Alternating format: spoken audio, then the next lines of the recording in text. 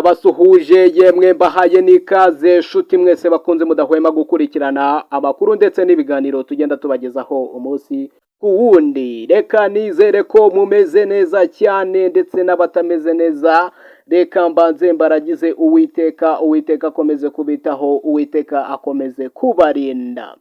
Mwiteka Clarisse Karasira, umuhanzikazi nyarwanda wamenyekanye mu ndirimbo gakondo. Kuri ubu ngubu Clarisse Karasira utorohewe, wahawe urwamenyo n'abantu batari bakeya. Kuri ubu ngubu ukomeje kugenda yibasirwa bikomeye cyane hirya no hino ku mbuga nkoranyambaga. Ni inkuru ubona ko iri kugenda ibabaza abantu benshi cyane, ni inkuru ubona ko iteye agahinda cyane cyane ku bakunzi b'uyu muhanzikazi, uyu muhanzi wamenyekanye mu gihugu cy'u Rwanda ndetse utarahwemye no kugera hanze, dore ko kuri ubu ngubu asigaye aba muri Leta Zunze Ubumwe za Amerika, aho ari kumwe n'umugabo we Ifashabayo Dejoa. Kuri ubu ngubu rero Clarisse Karasira akaba atorohewe bikomeye cyane, aho akomeje kugenda ahabwa urwamenyo n'abatari bakeya hirya no hino ku mbuga nkoranyambaga, akaba akomeje kugenda yibasirwa bikomeye cyane. Ndakeka uri kwibaza uti se noneho iyo nkuru ibabaje cyane cyangwa se iyo nkuru iteye agahinda kuri Clarisse Karasira, ese ni inkuru imeze gute? Ese ni ukubera iki akomeje kugenda ahabwa urwamenyo? Reka nkurarikire ukomeze nkurikire hanyuma nkubwire ese byagenze bite kugira ngo Clarisse Karasira abe yahabwa urwamenyo, ese bimeze gute?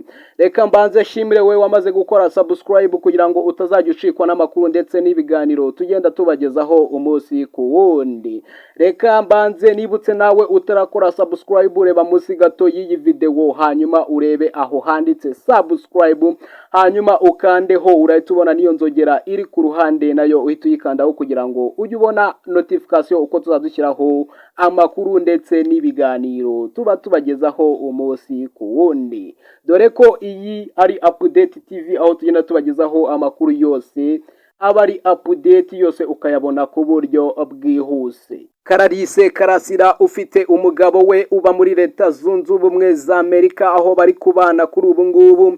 Urukundo rw'aba bombi rukaba rwaratangiye ubwo Clarisse Karasira yajyaga ku mbuga nkoranyambaga ze zigiye zitandukanye akandika amagambo akomeye cyane, aho yagiye agira ati: umutware wanjye yansabye ko nzamubera umwamikazi w'ibikomangoma bye, nahera hehe makana icyemezo cyiza nk'iki ngiki.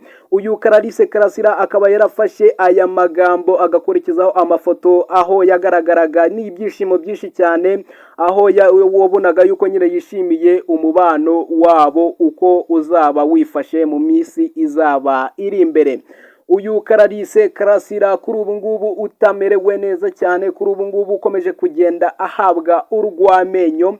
Mbere yuko rero mbagezaho iyi nkuru ibabaje cyane kuri Clarisse Karasira, reka mbanze mbagezeho mbere ho gatoya urukundo rw'aba bombi uburyo byagenze, kugira ngo uze kuba wasobanukirwa n'inkuru tubafitiye uyu munsi wa none. Inkuru ibabaje cyane kuri uyu munsi iri kuvugwa kuri Clarisse Karasira, aho yakomeje kugenda ahabwa urwamenyo. Urukundo rw'aba bombi Ifashabayo Dejoa ndetse na Clarisse Karasira rukaba rwaramenyekanye ubwo Clarisse Karasira yasohoraga indirimbo yise Uwacu, aho yari ifite amagambo agiye akomeye cyane, aho yagendaga atakagiriza umukunzi we Ifashabayo Dejoa. Mu mikarago ya nyuma igize indirimbo ye akaba yaravugaga ati: bejuru rya Kamonyi, ese uraho ngo nkubwire iby'umutware w'iwanyu wantwaye. Akaba yaravugaga uyu mukunzi we Ifashabayo Dejoa kuko ariho avuka. Uyu mukunzi we Ifashabayo Dejoa akaba avuka mu karere ka Kamonyi, yasaye mu nyanja y'urukundo, noneho aza kubyerura ku itariki ya 7 Nyakanga 2022 yasohoye amashusho y'indirimbo ye yise Iwacu. Clarisse Karasira akaba yarakoze iyi ndirimbo abara inkuru y'umukobwa ukumbuye umukunzi we wagiye imahanga, ndetse kandi iyi ndirimbo akaba yarayituye abantu bose bava mu miryango yabo bakajya gushakira ubuzima ahandi, cyane cyane hanze y'igihugu. Nibwo abantu benshi cyane baketse ko iyi ari inganzo yamuraje amajoro menshi cyane, akarara yandika inkuru y'umukobwa wavuye iwabo akajya gushakira ubuzima ahandi, ariko mu by'ukuri siko byari bimeze, kuko Clarisse Karasira yaje gutangaza ko yarakumbuye Ifashabayo Dejoa wabaga muri Leta Zunze Ubumwe za Amerika. Clarisse Karasira we na Ifashabayo Dejoa bakaba baravuze ko bahisemo gukundana urukundo rutavugwa mu itangazamakuru kuko ari byo babonaga bibanogeye kugeza babumbuye paje shyashya yo kubana ubuziraherezo. Aba bombi urukundo rwabo rukaba rwaratangiye binyuze mu bitaramo umurage nyawo byategurwaga na Ifashabayo Dejoa byizihije abahanzi Kamariza Mina Rwema ndetse Clarisse Karasira na Ifashabayo Dejoa basanzwe bakunda uyu muhanzi Kamariza, ndetse Kamariza akaba ari nawe wavuzwe ko nyine yabaye imbarutso y'urukundo rw'aba bombi. Clarisse Karasira akomeza avuga ko iyo atanyura mu nzira Kamariza yanyuze atari guhura na Ifashabayo Dejoa. Akomeza avuga ko Ifashabayo Dejoa yamutumiye mu gitaramo cya 2018 cyo kwizihiza rugamba nticyaba, ariko Clarisse Karasira akomeza avuga ko ari nk'Imana yabikoze kuko yashakaga yuko haba igitaramo cya Clarisse Karasira ndetse na Ifashabayo Dejoa kizahoraho. Uyu muryango wa Clarisse Karasira ndetse na Ifashabayo Dejoa ukaba waragiye ushimisha abantu benshi cyane nyuma yuko bafashe icyemezo cyo kubana, bakaba baraje no kwibaruka umwana. Kuri ubu ngubu umwana nawe umeze neza cyane, bakaba barafashe n'icyemezo cyo kuva mu Rwanda bakajya kuba muri Leta Zunze Ubumwe za Amerika. Kuri uyu munsi wa none bakaba bari kuba muri Leta Zunze Ubumwe za Amerika. Kuri ubu ngubu uyu muhanzikazi wamenyekanye mu njyana gakondo hano mu gihugu cy'u Rwanda ndetse akaba akomeje kugenda akorera umuziki we muri Leta Zunze Ubumwe za Amerika, aho amaze n'iminsi ashyize hanze indirimbo yise Mama Tabita. N'umuhanzi wagiye ku rukuta rwa Instagram akibasirwa n'abantu. Ni ifoto yapostinzwe n'umuntu uzwi hano mu myidagaduro, yapostinze amafoto agera muri 5 y'uyu Clarisse Karasira nkuko uri kugenda ubibona kuri screen. Ndaza kugenda nyashyiraho, ndakeka wakomeje kugenda uyabona. Aya mafoto yayapostinze arangije yandika amagambo akomeye cyane, akaba yanditse amagambo agira ati: ni mu ndebere namwe, ese Clarisse Karasira ananuka buri munsi, akabyibuha buri munsi, ese koko cyangwa ni bimwe byadutse muri iyi minsi bya kumwe abakobwa bambara ibibuno? Ese ubu ngubu tuvuge ko iyi foto ayifotoza yananutse, ejo akongera agahita abyibuha, akabyibuha bingana gutya? Ariko namwe nimumbwire, ese murabona koko ibi bikwiye? Ese Clarisse Karasira ko tuzi yuko ateye neza, kubera iki aba yambara ibi bibuno, cyangwa se akaba afite ubundi buryo abigenza kugira ngo azane ikibuno kinini?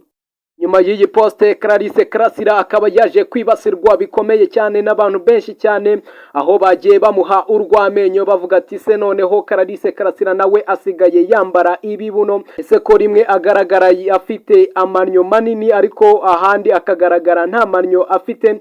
Ngira ngo nawe nujya ku rukuta rwe rwa Instagram uraza kugenda ubibona, hari aho agenda yifotoza ukabona nta manyo afite, ariko ahandi ukabona afite amanyo manini. Na ibintu rero ubona ko byagiye bigarukwaho n'abantu benshi cyane. Abantu benshi cyane bagiye batanga ibitekerezo byinshi cyane, aho bagiye bamuha urwamenyo bakavuga ati se noneho ibi bintu noneho ni ibiki tugiye kubona? Ese Clarisse Karasira nawe asigaye yambara ibibuno, ntago akinyurwa nuko ari? Ese yagiye anyurwa nuko ari? Ni ibintu ubona ko nyine byagiye byamaganirwa kure n'abantu bamwe na bamwe bagiye bavuga ko ayo ari amatiku uwo muntu yashatse gukurura, aho yagendaga agaragaza imiterere ya Clarisse Karasira, aho yagendaga avuga ko nyine Clarisse Karasira nawe asigaye yambara ibibuno. Ni ibintu nyine ubona ko byababaje abantu benshi cyane, ariko Clarisse Karasira kugeza uyu munsi akaba nta kintu arabivugaho, akaba nta kintu aravuga kuri ibyo bintu bya postinzwe. Ngerageje kubasomera comment zigiye zitandukanye, ni ibintu ubona ko abantu benshi cyane bagiye bamuha urwamenyo bakamunenga bikomeye cyane. Hari nka comment zimwe na zimwe zigenda zigira ziti: Clarisse Karasira, ese wagiye unyurwa n'ukuri ko Imana yaguhaye umugisha ikakugeza aho yashakaga kukugeza? Iyo ni comment imwe iri kuvuga gutyo. Hari n'undi nawe wagize ati twari tuzi ko Clarisse Karasira ibyo ngibyo atabikora, ariko niba anabikora akambara ibibuno, yihangane azabireke, ahita ashyiraho nyine na stika zo guseka cyane, ubona ko nyine ari ibintu ubona nyine yasetse cyane. Undi nawe yagize ati ayo ni amatiku mujye mukura ibyo ngibyo aho. Undi nawe yagize ati Clarisse Karasira turagukunda cyane ariko niba wambara ibyo bibuno ibyo si byo gusa uzabireke. Undi nawe akaba yagize ati oh my god, ese ibi koko nibyo?